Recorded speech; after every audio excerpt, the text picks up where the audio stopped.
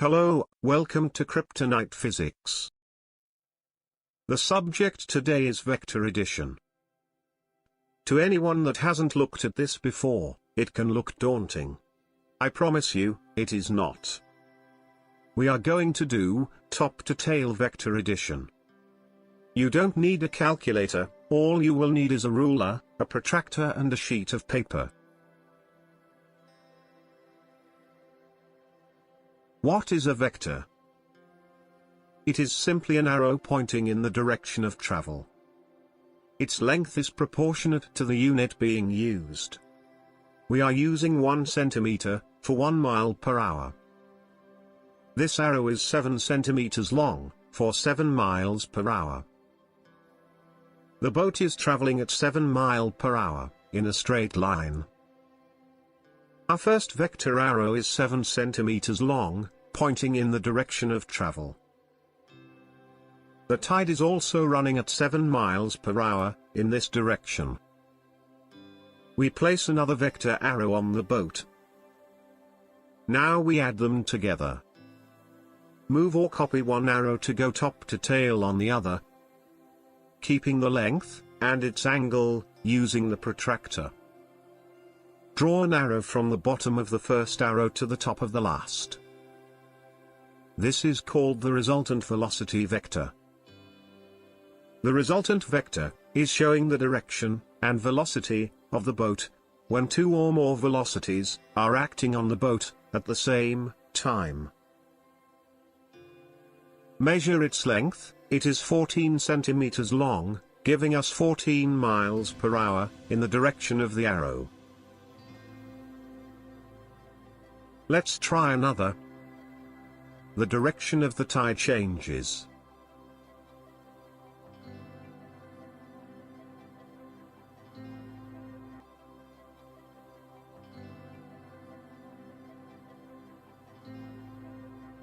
We have 0 as our measure. The boat is not moving, because the forward motion of the boat is being cancelled by the tide.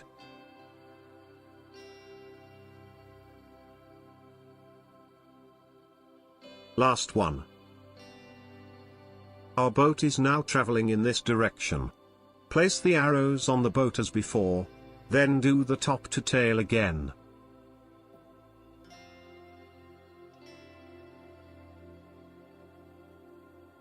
Draw the resultant arrow. Measure it. It should be 9.9 centimeters long.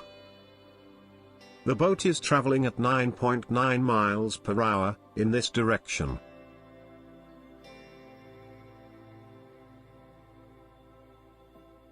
Just for fun, we will add another arrow, the wind blowing at 4 miles per hour in this direction. Repeat as before, adding each arrow top to tail, in no particular order.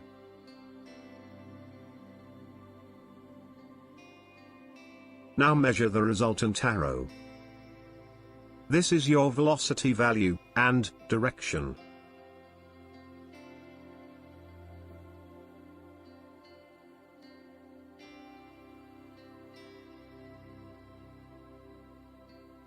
The resultant velocity is a combination of all velocities happening to one point.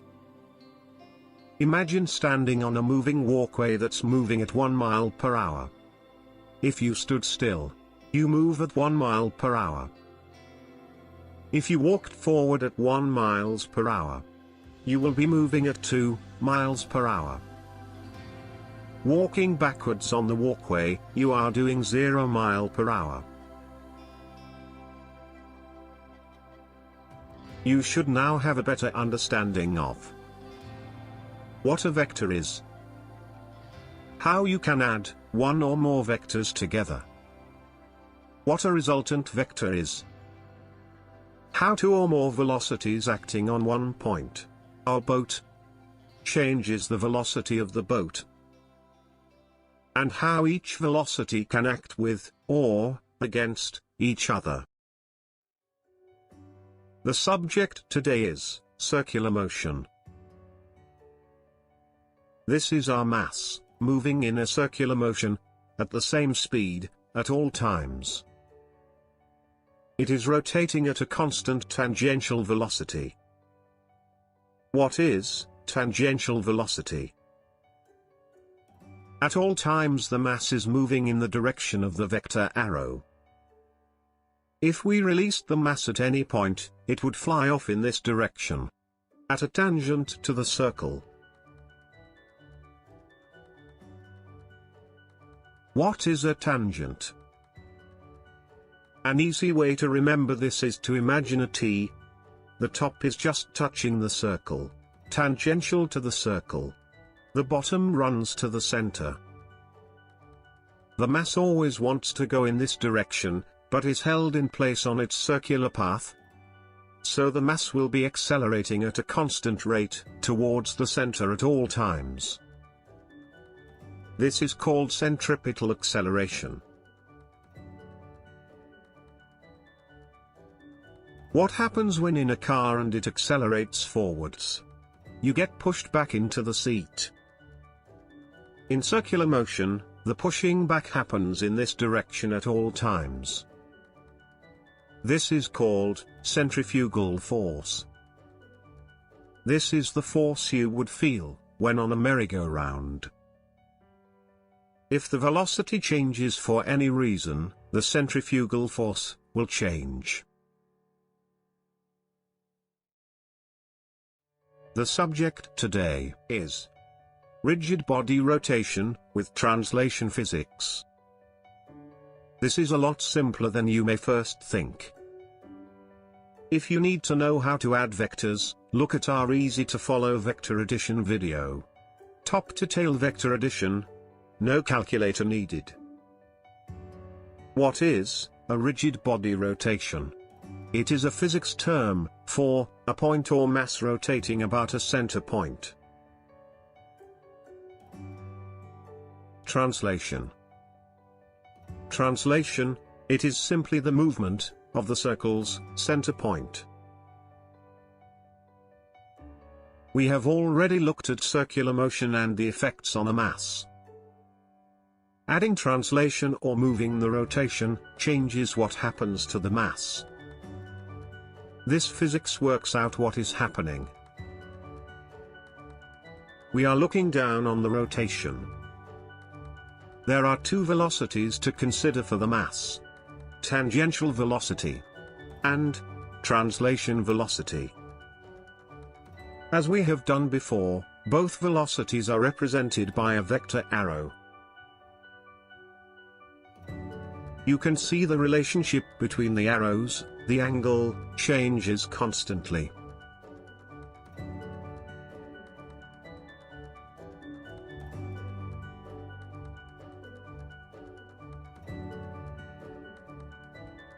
All we need to do now is to add the two vectors together. One at 2 miles per hour for the tangential velocity, and 6 miles per hour for the translation.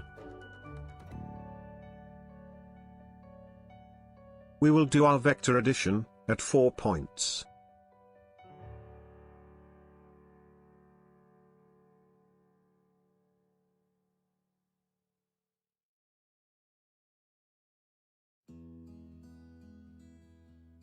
Using top-to-tail addition, we add the vectors. The resultant arrows at each point are our answers. We see that the mass is going from 8 miles per hour at the top, to 6.3, 4, 6.3, and back to 8 miles per hour, on every rotation. This is a constantly changing rate of acceleration.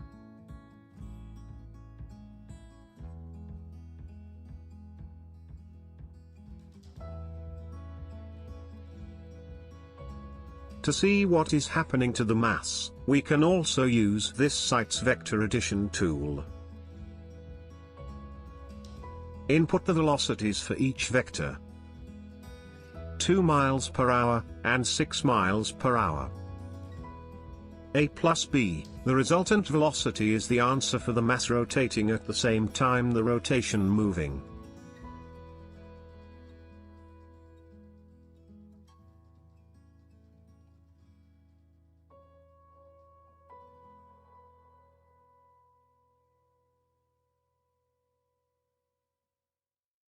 Each velocity alone is a constant velocity. When they are both acting on our mass at the same time, the mass's velocity changes. This change is constant. We see an ever-changing rate of acceleration of the mass, going from 8 miles per hour to 4 miles per hour, back to 8, constantly.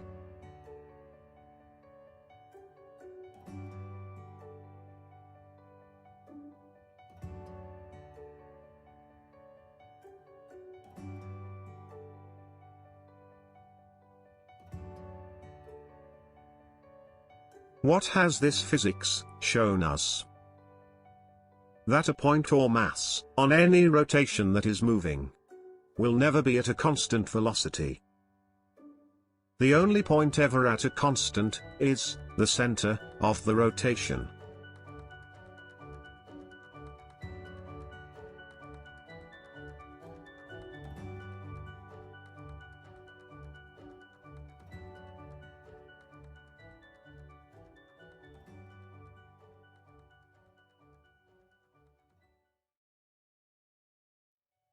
Our subject today is relative motion and inertial reference frames. What is relative motion? We can say it is motion measured relative to another point. That point may be fixed or in motion. You are walking through the fair with a friend, in the same direction, at the same speed, 2 miles per hour. Relative to the ground, both of you are walking at 2 miles per hour. Relative to each other, you are not moving.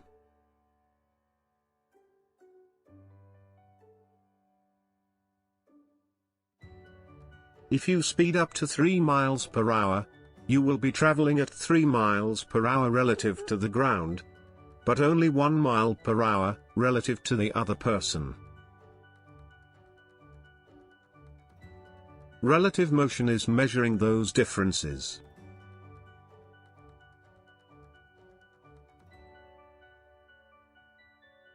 Look at this fairground ride. Its track is very long, level, and straight. On the track is a rotating platform, with several seats for riders, and a large perspex dome, to protect us from the weather. You and your friend, sitting together, get on the ride.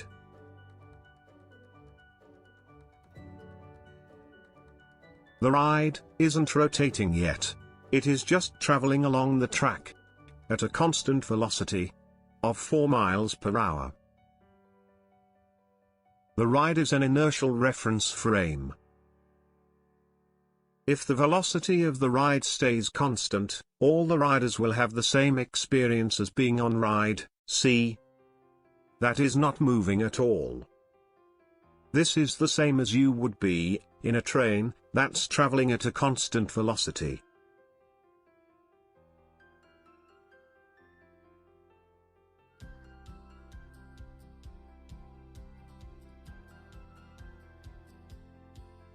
The ride stops, it just rotates. You are now moving at a tangential velocity of 3 miles per hour. The ride experience will be the same as on ride B. What happens when the two motions are combined, rotation and moving along the track?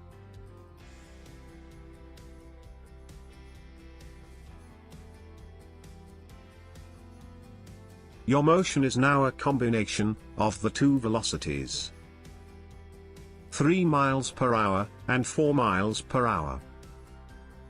You are now accelerating and decelerating at a constantly changing rate. At a minimum velocity of 1 mile per hour, up to a maximum of 7 miles per hour. Your ride experience is not the same as being on ride B or C. You, and the people on the ride, could say that relative to each other, you are not moving. But that would not be the reality of the ride experience. If you walked to the very center of the ride, you could say, relative to you, the riders are on ride B, just rotating. Again, this is not the reality of the ride experience, for the people still in their seats.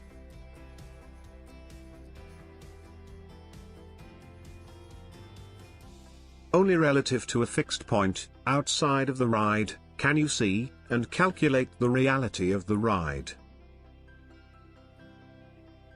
What has this physics shown us? That the relative to position can change the math, but it cannot change the overall reality for the riders. All motion is relative, but you can change the relative to point to change the math.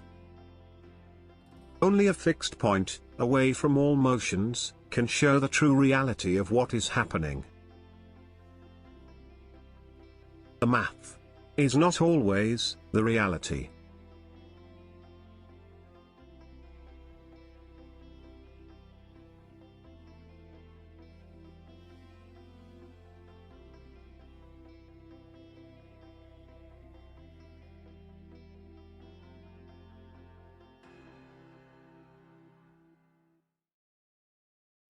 Today we will discuss the physics of a mass on a rotation, how and why this physics is kryptonite.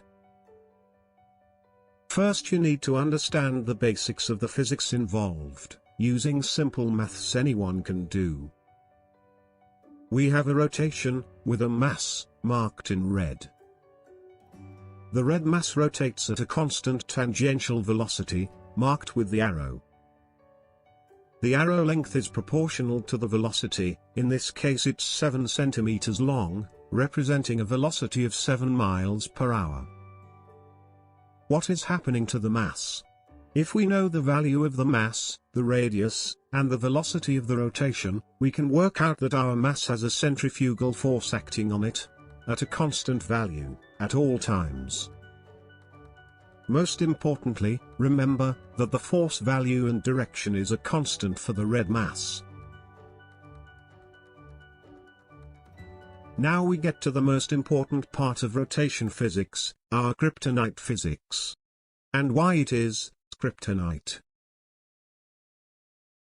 This is called wheel rolling without slipping. The physics name is rigid body rotation with translation physics. Search for rigid body rotation with translation, or wheel rolling without slipping.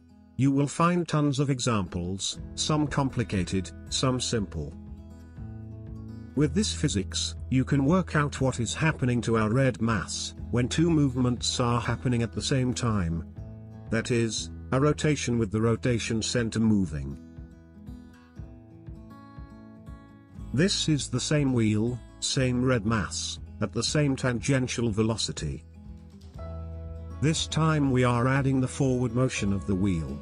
The velocity of the wheel's center is 7 miles per hour, in a straight line.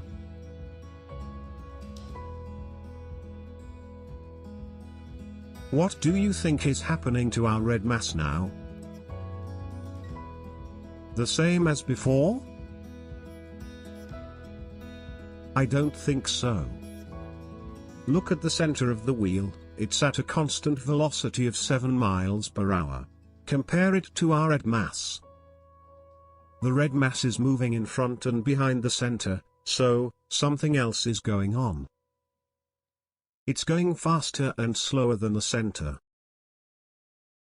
It's the job of this physics to work out what is happening. How do we do that? We can use this site's vector addition tool. We can also do it by hand to get a better understanding of vector addition. Look for top to tail vector addition. All you need is a ruler, protractor and a sheet of paper. We place the two 7 cm arrows in the direction of travel, for each of the two velocities onto the red mass's position, representing the tangential and linear velocity. You add our two vector arrows together. By adding the two vectors together, the resultant vector arrow length and direction is our answer. If the arrow is 10 centimeters long, that is 10 miles per hour, in that direction. Adding the two vectors, we get the resultant velocity vector. This is the resultant velocity for each point on our mass. It changes in length and direction. That is, acceleration, at a changing rate, of our red mass. Comparing the rotation alone, to the rotation moving, we see a big difference for our mass. One is always at a constant, the other is not. Take some time to understand the basic physics, understand the difference for the mass. It's not intuitive, but it is a physics fact. This is important for the next step. Pause this video, have a break, go and look at the physics, check out Top to Tail Vector Edition. Links in the description.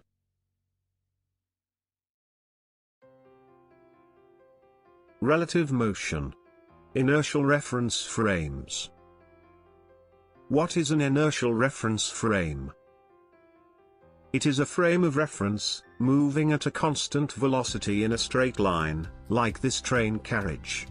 Any movement or lack of movement within it, is, as if it is on the ground next to you, watching the carriage go past. The fish in the bowl moving in the carriage, are the same as they would be, on the ground next to you, watching the carriage go past. It is a fundamental part of physics and astrophysics. I can show 1,000 examples that this is true. I can show one, where it is not. The mass has changed to a brass bee. This could be you, or me, on any rotation that is moving. You now know the difference for the two rotations, one moving, one not. What happens to the mass when the wheel is placed in the carriage? Rotating at the same tangential velocity, with the carriage's velocity at 7 miles per hour. What changes? Nothing changes for the mass. It only changes for the observer.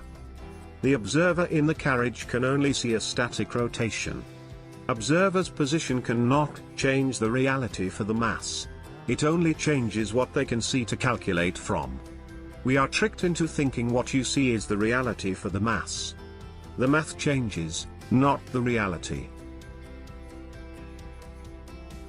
According to relative motion and inertial reference frames, this physics should not exist. The center of the rotation is moving at a constant velocity in a straight line. It is, by definition, an inertial reference frame.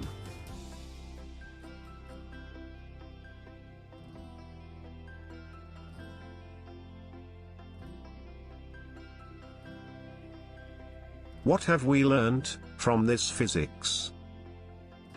That the fundamental physics, for the rotating globe, moving around the sun, then moving around the galaxy and universe, is flawed. They are all rotations that are moving.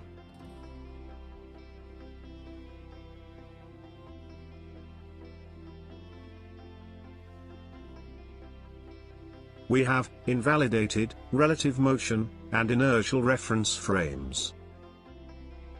Without relative motion and inertial reference frames, none of it works.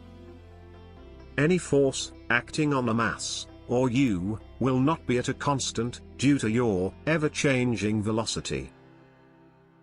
There is a reason, in astrophysics, why they do not use rotating reference frames that are moving. The reason is, it all falls apart if they do. Pause, take a screenshot of the next 2 pages, and print them off.